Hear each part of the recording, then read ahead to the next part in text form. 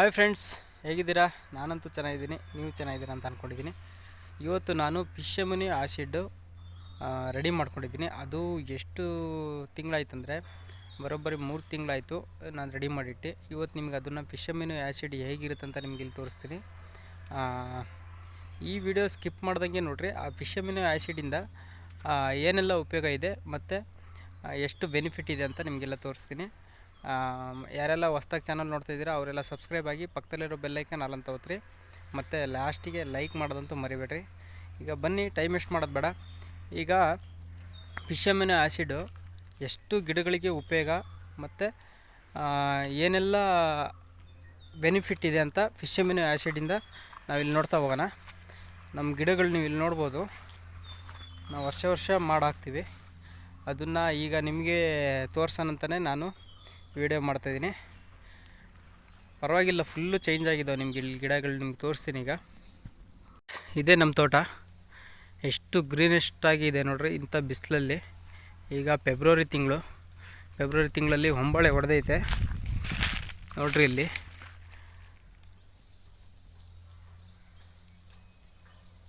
ಚೆನ್ನಾಗಿ ಹೊಂಬಾಳೆ ಹೊಡೆದಿದ್ದಾವೆ, ಎಲ್ಲವೂ ಹೊಂಬಾಳೆ ಹೊಡಿತಾ ಇದ್ದಾವೆ. ತೋಟ ನೋಡ್ಬೋದು ಎಷ್ಟು ಕ್ಲೀನಾಗಿದೆ. ಆದರೆ ಈ ಥರ ಆಗಲಿಕ್ಕೆ ಒಂದೇ ಒಂದು ಕಾರಣ, ನಾವು ಸಾವಯವ ಬಳಸಿದ್ರೆ ಮಾತ್ರ ಆಗ ಕಾರಣ. ಕೆಮಿಕಲ್ ಬಳಸ್ರಿ, ಕೆಮಿಕಲ್ ಬಳಸಬೇಡ್ರಿ ಅಂತ ಹೇಳ್ತಲ್ಲ ನಾನು.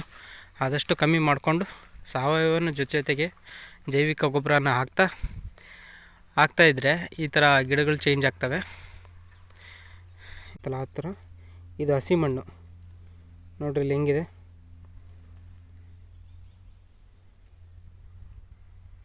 ಸ್ಮೆಲ್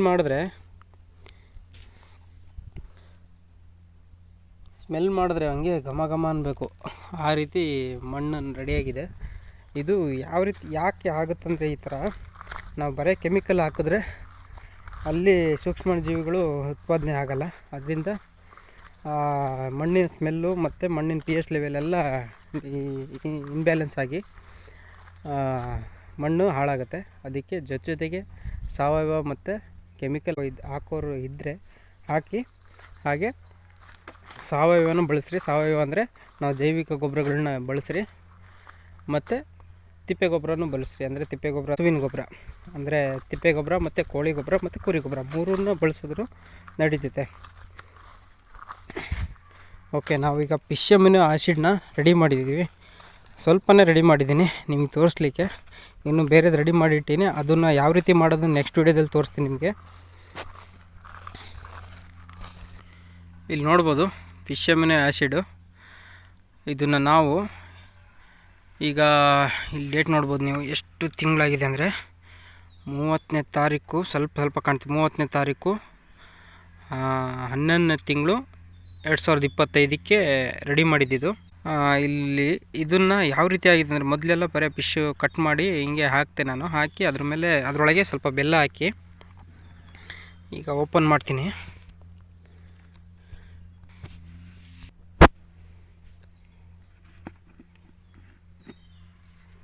ಇಲ್ಲಿ ನೋಡ್ಬೋದು ಹೆಂಗಿದೆ ಇದರೊಳಗೆ. ಇದು ರೆಡಿಯಾಗಿದೆ. ಈಗ ಸ್ಮೆಲ್ಲು ಒಳ್ಳೆ ತಿನ್ನೋ ರೀತಿಯಲ್ಲಿದೆ. ಸ್ಮೆಲ್ ಹೆಂಗಿದೆ ಅಂದರೆ, ಒಳ್ಳೆ ಹಣ್ಣಿನ ಸ್ಮೆಲ್ಲು. ಯಾವುದಾರೆ ಹಣ್ಣು, ಬಾಳೆಹಣ್ಣು, ಏನಾರೊಂದು ಹಣ್ಣು ತಿಂದಾಗ, ಹಣ್ಣು ಓಪನ್ ಮಾಡಿದಾಗ ಯಾವ ರೀತಿ ಸ್ಮೆಲ್ ಬರುತ್ತಲ್ಲ, ಆ ರೀತಿ ಸ್ಮೆಲ್ ಐತೆ. ಮತ್ತು ಒಂದು ಸ್ವಲ್ಪ ಲೈಟಾಗಿ ಹುಳಿ ಸ್ಮೆಲ್ ಐತೆ. ಹೇಳ್ಬೇಕಂದ್ರೆ ಇದು ಹೀಗೆ ಇರಬೇಕು. ಹಣ್ಣಿನ ಸ್ಮೆಲ್ ಬಂದಾಗ ಮಾತ್ರ ಅದು ಚೆನ್ನಾಗಿದೆ ಅಂತ, ಕೆಟ್ಟು ಸ್ಮೆಲ್ ಬಂದಿದೆ ಅಂದರೆ ಚೆನ್ನಾಗಿಲ್ಲ ಅಂತ. ಅದನ್ನು ನೀವು ಬಳಸೋ ರೀತಿ ಇಲ್ಲ. ಇದರೊಳಗೆ ನೋಡ್ರಿ, ಒಂದು ಪೀಸ್ ಮೀನಿಂದ ಏನಾರು ಇದ್ದರೆ ಇದು ತೋರಿಸ್ತೀನಿ.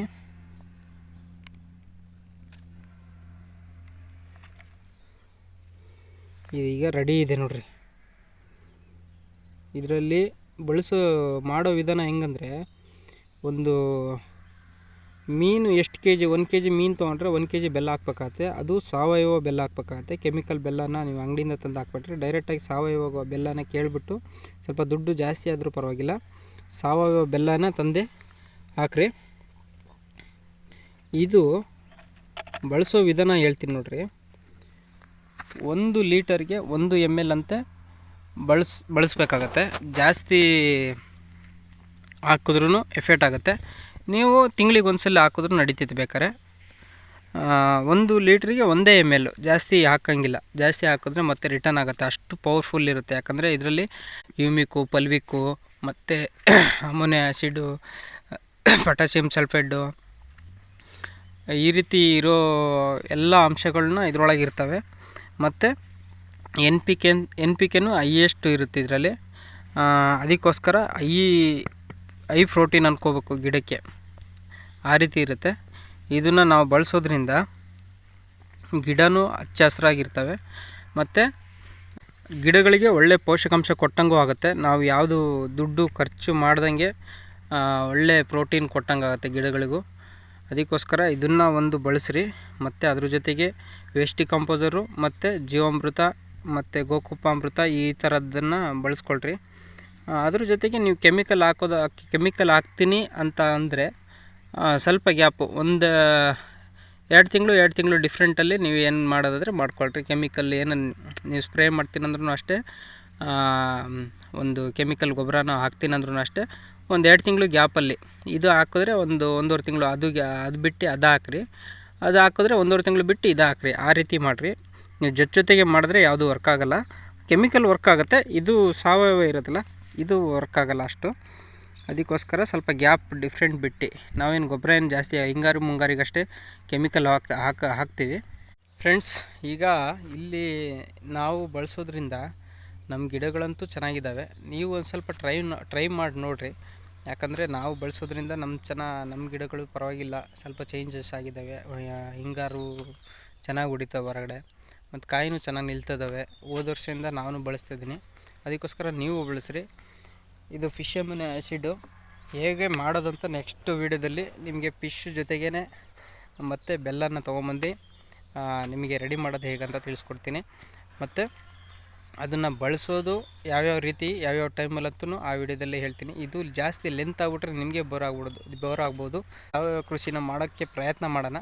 ಕೆಮಿಕಲ್ ಆದಷ್ಟು ಕಮ್ಮಿ ಮಾಡ್ತಾ ಹೋಗೋಣ. ನಾವಂತೂ ಕಮ್ಮಿ ಮಾಡಿದ್ದೀವಿ, ಅಂದರೆ ಕಂಪ್ಲೀಟಾಗಿ ಬಿಡಲಿಲ್ಲ. ಎಷ್ಟು ಬೇಕೋ ಅಷ್ಟೇ ಕೊಡ್ತೀವಿ. ಅದ್ರ ಜೊತೆಗೆ ಸಾವಯವ ಕೃಷಿನೂ ಮಾಡ್ತೀವಿ. ಮುಂದಿನ ದಿನದಲ್ಲಿ ನಾವು ಕೆಮಿಕಲ್ ಕಂಪ್ಲೀಟಾಗಿ ಬಿಡೋಣ ಅಂತಿದ್ದೀವಿ. ಯಾಕಂದರೆ ಸಾವಯವದಲ್ಲಿ ಸ್ವಲ್ಪ ಚೇಂಜಸ್ ಕಾಣ್ತೈತೆ. ನಾವು ಕೆಮಿಕಲ್ ಹಾಕಿದ ತಕ್ಷಣ ಮಾತ್ರ ಚೇಂಜ್ ಆಗ್ತಿದ್ವು. ಅದೇ 2 ತಿಂಗಳು 3 ತಿಂಗಳು ಬಿಟ್ಟರೆ ಮತ್ತೆ ಡೌನ್ ಆಗೋದು. ಅದಕ್ಕೋಸ್ಕರ ಸಾವಯವ ಜೊತೆಗೆ ಸಾವಯವ ಮಾಡ್ಕೊಂಬಂದರೆ ಒಂದು ನಿಧಾನಕ್ಕೆ ಕೆಮಿಕಲ್ನ ಸ್ವಲ್ಪ ನಿಧಾನಕ್ಕೆ ತಳ್ಕೊಂಡೋಗ್ಬೋದು. ಒಂದೇ ಸಲ ಯಾವುದೂ ಬಿಡೋಕ್ಕೋಗ್ಬಿಟ್ರೆ, ನಾವು ಸಾವಯವ ಮಾಡ್ತೀನಿ ಅಂದರೆ ಕೆಮಿಕಲ್ ಒಂದೇ ಸಲ ಬಿಡ್ಲಿಕ್ಕೆ ಹೋಗಿ. ನಿಮ್ಗೇನಾದ್ರೆ ಇದಕ್ಕಿಂತ ಜಾಸ್ತಿ ನೀವೇನಾದ್ರು ಬಳಸ್ತಾ ಇದ್ದರೆ, ನೀವೇನಾದ್ರು ಮಾಡಿದರೆ ಕಮೆಂಟ್ ಬಾಕ್ಸಲ್ಲಿ ತಿಳಿಸಿ.